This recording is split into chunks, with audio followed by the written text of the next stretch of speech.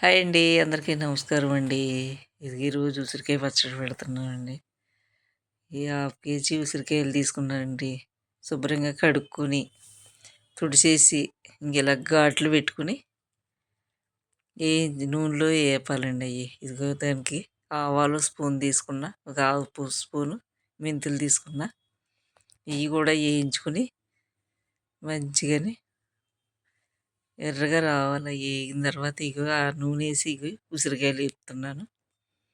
ఇవి కూడా కొంచెం వేగిన తర్వాత ఇవన్నీ తీసి పక్కకు పెట్టుకుని మెంతిపిండి అది మిక్సీలో వేసుకున్నాను. ఆవాలు మెంతులు కలిపి మిక్సీలో వేసుకున్నానండి.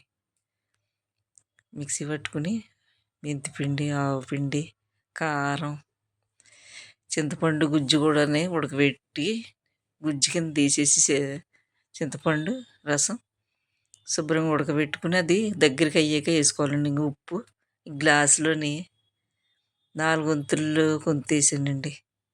కారం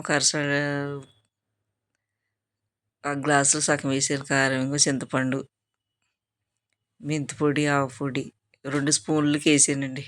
ఈ చింతపండు గుజ్జు ఇంకా అన్నీ వేసి కలిపితే ఇలాగా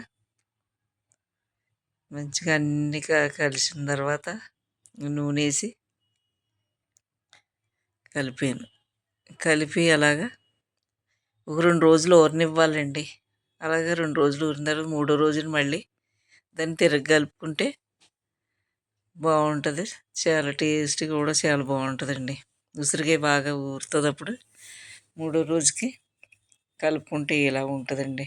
కలుపుకుని తిరగ కలుపుకుని జాడీలోకి వేసుకుంటే